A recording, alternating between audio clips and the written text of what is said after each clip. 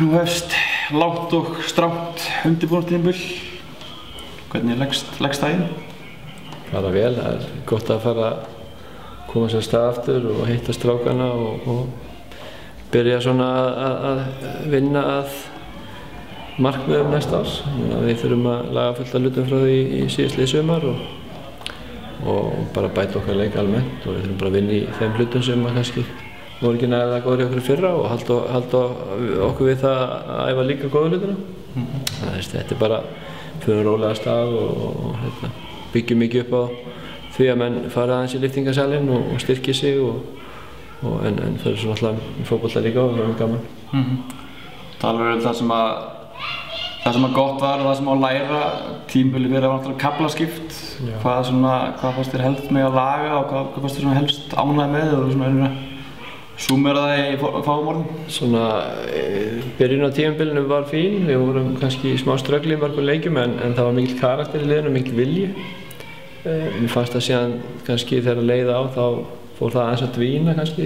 Samheldnin var ekki eins sterk þegar á leið og þegar á móti blés í restina þá kannski vantaði kannski samheldni í liðið og það er kannski það helst sem að mér finnst að við þurfum að laga, móralinn í liðinu, samheldnina, gleðina og ánægjuna að vera saman og árangrið saman, það skiptir gríðarlegu máli því að þetta er ekki einstaklingsíþrótt og það þurfa allir að vinna saman að setja marki og kannski vantaði aðeins hjá okkur, kannski fannst mér í restina og við þurfum aðeins að laga það. En fótboltalega getum við líka að laga fullt af hlutum sem við gerum vel fyrir 2011 skilur og kannski gerum ekki eins vel í sumar og þetta læra önnur liðin á okkur aðeins og sjá hvernig við erum að spila en við erum samt ekki að þurfa að breyta miklu, við erum að geta haldið að fara að spila okkar leik því að við erum með það flinka leikmenn sem við geta brotið út úr leikkerfum ef við geta kallað það þannig og gert óvænta hluti og til þess erum við með flinka menn í liðinu.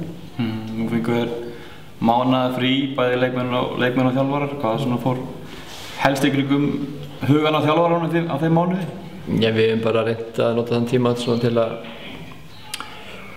finna út úr því hvað svona fór úrskeiðis í okkur síðastliðið sumar. Við þurfum að, eins og sagðan, laga fullt af hlutum og við grófum djúpt í þetta allt saman og horfðum á hvað við sjálfur getum bætt og lagað og hvað leikmannahópurinn heild sinni getur gert, hvað einstaklingarnir getur gert. Ég meina hvað stjórnin og félagi heild sinni getur lært af þessu. Ég held að það sé mikilvægt að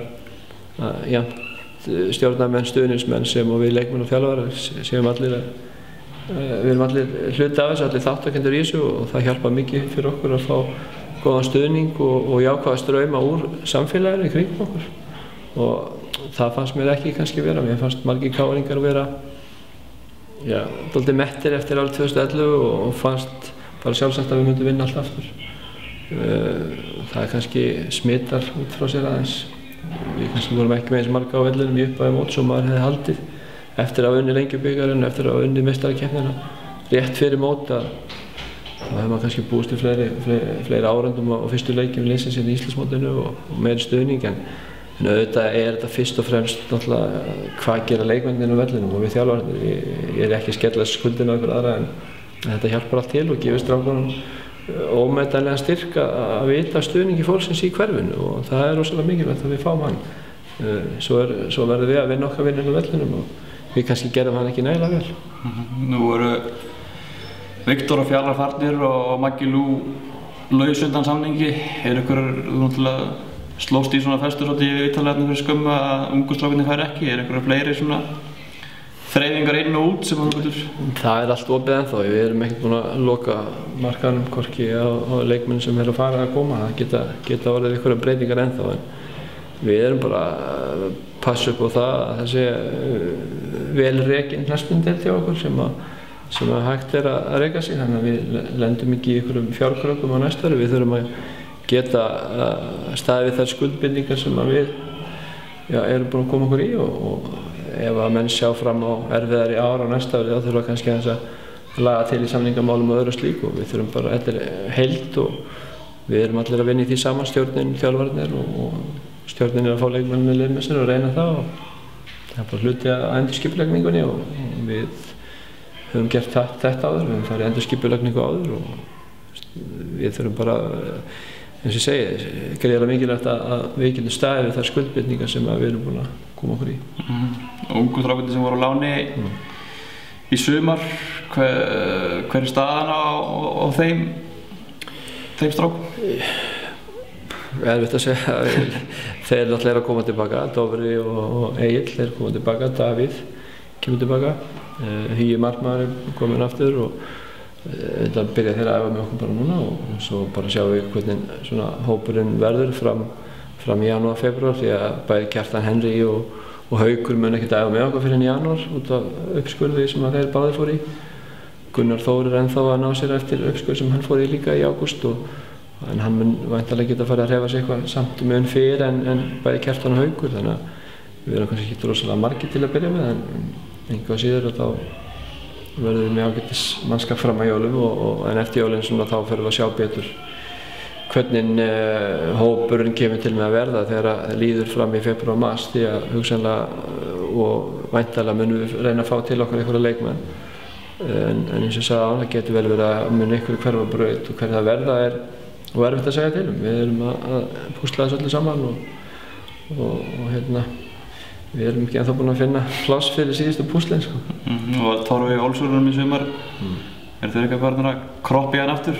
Nei, þeir hafa ekkert rætt það. Torfi stóð sig gríðarlega vel þar og svona lán eins og hjá honum og hjá Agli er rosalega mikilvægt fyrir okkur að heppnist vel. Það gera það hjá þessum tveimur.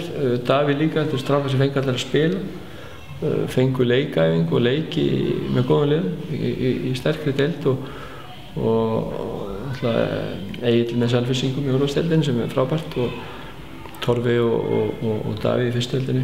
Dofri náttúrulega meiddist þarna á Selfossi og spilaði lítið en þetta er mikilvægt að ef þeir fá ekki mínútur hjá okkur og ef við lánum þá að þeir fá þá að spila og Torfi er ótrúlega flottur strákur og duglegur og hleypur mikið og vinnur alltaf það sem vinnur sína vinnu eins og þjálfararnir vilja hann gera og gaman að sjá hvort að við getum notað hann hér í framtíðinni. Hann allavega var svona við það að hætta fyrir 2 árum, við þurfum að draga hann á lappir og hann er virkilega búinn að sýna hann er búinn að fá áhugann upp á nýtt og vonandi að við getum notað hann hér í KR. En eins og segi við þurfum að skoða málin betur þegar líður á janúar, febrúar hvaða leikmenn koma til með að mynda 18 manna leikmannahóp KR og við ætlum ekki að reyna að vera mikið fleiri þá. Það voru allavega nokkrir stuðningsmenn KR sem alltaf þyrstir í leiki á veturna, er búið að negla niður ykkur æfingarleiki fyrir jól? Nei, við höfum ekki gert það núna, líkt og kannski undanfarið 2 ár. Þá vorum við búinir að setja inn við 5 eða 6 æfingarleiki fyrir jól. Við erum svona aðeins að miða undirbúningin öðruvísi núna. Við erum bara búin að setja niður 1 æfingarleik 15. desember. En ég reikna nú með því að við bætum kannski við allavega 2 í viðbót. En við ætlum aðeins að fara af stað fyrstu 2 vikurnar, sjá hvernig þetta fer af stað og sjá hvernig menn eru í skrokknum og leggja áherslu á lyftingar og svona fínar æfingar til að byrja með í fótbolta og svo sjáum við til hvort við löfum einum æfingarleik. Það er þá aldrei fyrir í lok nóvember og byrjun desember og svo eftir 15. des, það er sennilega síðasti leikur. Takk að kærlega fyrir. Takk fyrir